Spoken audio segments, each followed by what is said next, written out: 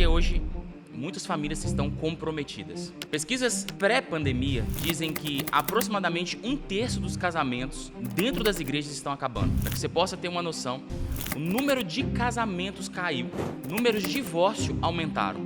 Uma estatística pior é que o número de casamentos que estão acontecendo divórcio com filhos menores cresceu em aproximadamente 46%, uma estatística feita pré-pandemia.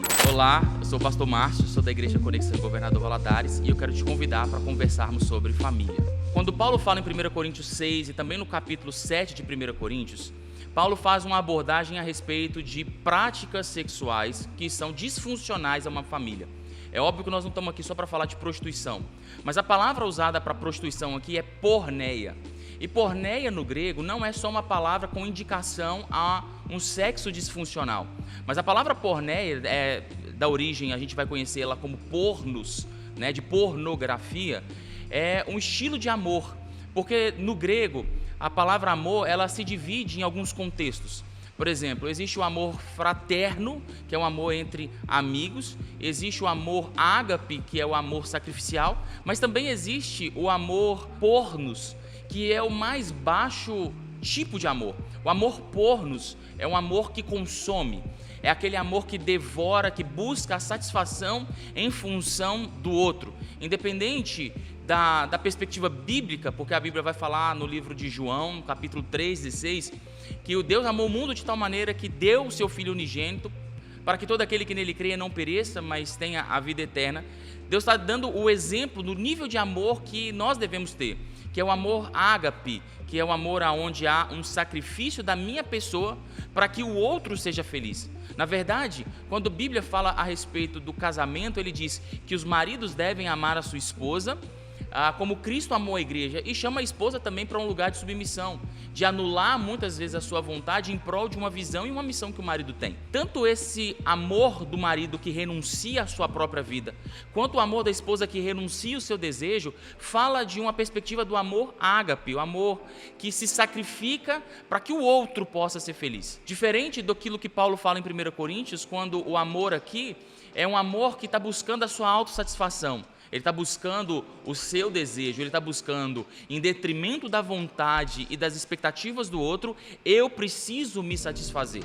Na verdade, essa perspectiva de amor é o que está destruindo não só os casamentos do mundo, mas está destruindo todas as relações e principalmente as relações dentro de casa. Se a gente for abrir para um leque maior, está destruindo relações até espirituais.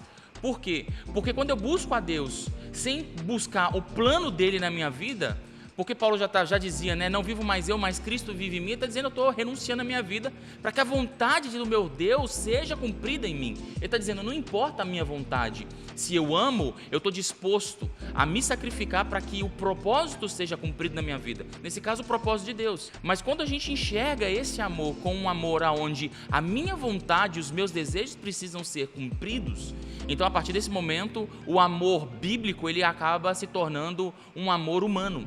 E esse amor humano é um amor que vai consumir. O amor pornos, para que você tenha uma ideia, é aquele amor trelado, por exemplo, a uma alimentação. É aquela pessoa assim, eu gosto de comer carne, e então um boi tem que morrer para que eu coma a minha carne. O outro não importa, o que importa é a minha vontade e os meus desejos serem supridos.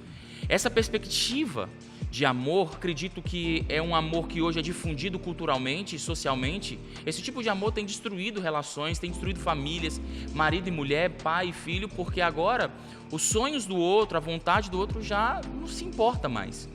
E quando a gente entra nessa expectativa, na verdade nessa perspectiva de amor, a gente acaba destruindo. A gente acaba destruindo o outro, porque agora a gente quer controlar o outro. Se o outro não fizer aquilo que eu espero que ele faça, é uma demonstração de que essa pessoa já não me ama mais.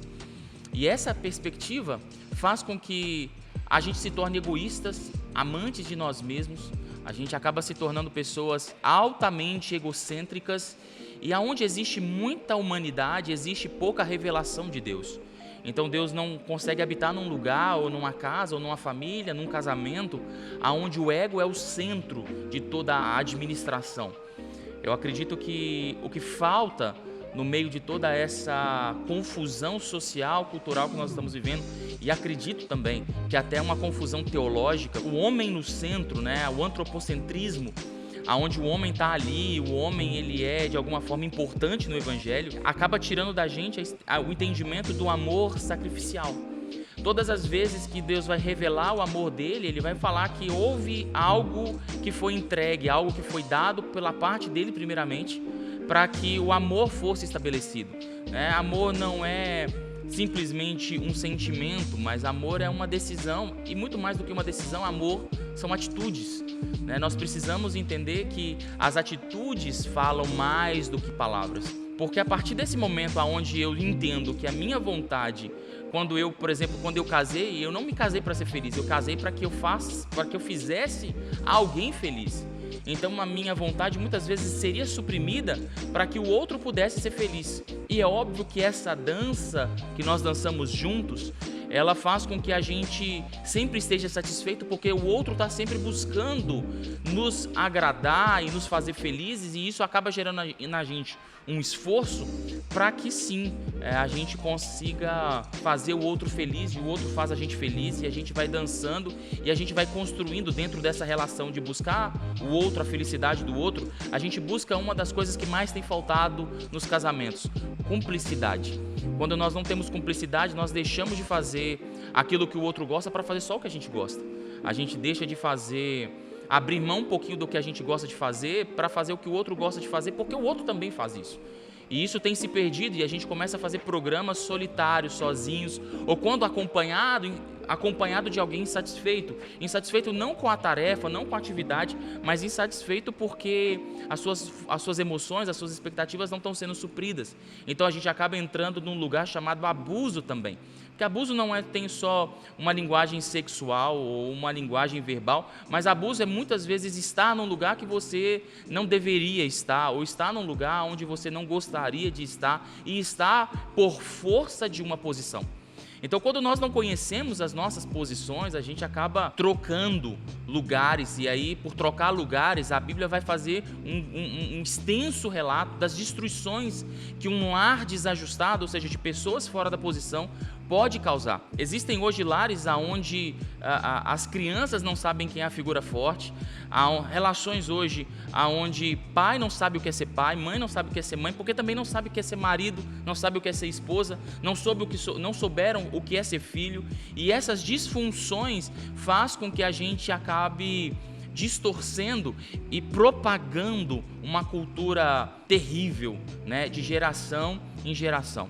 E eu quero que você entenda que Deus tem preocupação com gerações. Deus é um Deus geracional. Ele diz que visita iniquidades até a 3ª e 4ª geração, mas visita a bênção até a 1000ª geração. O que ele está dizendo? Eu não estou preocupado só com você, eu estou preocupado com aquilo que você vai gerar daqui para frente. O que você recebeu, eu posso transformar e usar de toda a maldição que você recebeu em bênção, e fazer a partir de você, com você e a partir de você, uma geração de bênção. Então Deus está preocupado com as nossas gerações, e as próximas gerações serão impactadas não com as nossas palavras, sabe? Acho que as nossas próximas gerações vão ser impactadas com as nossas posições, em saber que aquilo que precisava ser feito por mim foi feito, que aquilo que a minha esposa precisava fazer para o meu filho foi feito. Então, quando o lar ele entra em sintonia com a palavra de Deus, há sim a bênção repousando, e a Bíblia vai mostrar que aonde existe a bênção de Deus, Deus está na frente trazendo paz e trazendo graça sobre o lar. A grande pergunta é: como que nós podemos fazer para que a nossa casa entre em sintonia com o céu? A Bíblia vai mostrar a respeito de sacerdócio. O próprio livro de Hebreus fala isso, de um sacerdócio universal. Isso quer dizer que todos nós somos reis e sacerdotes, segundo Apocalipse. Então não diz respeito a homens ou a mulheres, diz respeito a todos nós somos sacerdotes.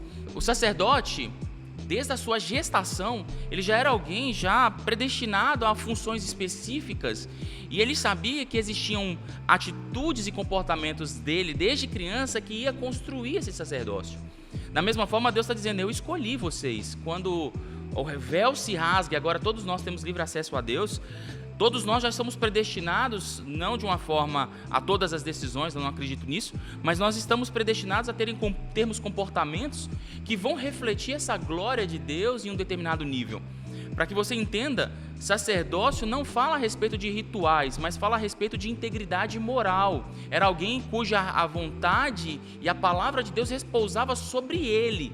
Não repousava mais sobre ninguém, era sobre os profetas e sobre os sacerdotes. Ou seja, ele tinha um peso de responsabilidade de carregar a presença de Deus consigo. É óbvio que ele não morava dentro dele, mas vinha por sobre ele. Então, quando a gente entende a função, a gente entende que a nossa vida tem uma responsabilidade de refletir. E a gente precisa entender que as roupas dos sacerdotes eram diferentes, o comportamento, a rotina, o trabalho deles era diferente, para que a gente possa ter essa alusão de que a nossa vida hoje como sacerdotes não vai alterar muitas vezes o nosso estereótipo, mas vai mudar aqui dentro de nós, vai mudar a perspectiva que nós temos.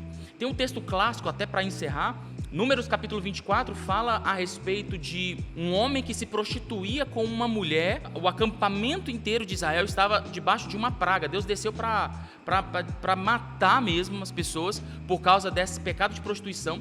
E a Bíblia diz que um sacerdote chamado Finéias, ele veio e executou esse casal que estava no meio do coito. A Bíblia diz que naquele mesmo momento a praga cessou. Para que a gente possa entender, e eu não estou aqui para te chocar, mas a gente precisa entender que existem muitas guerras e muitas perseguições que acontecem na nossa casa, né, naquele momento, na figura do arraial, na nossa família, que acontece por falta de sacerdócio.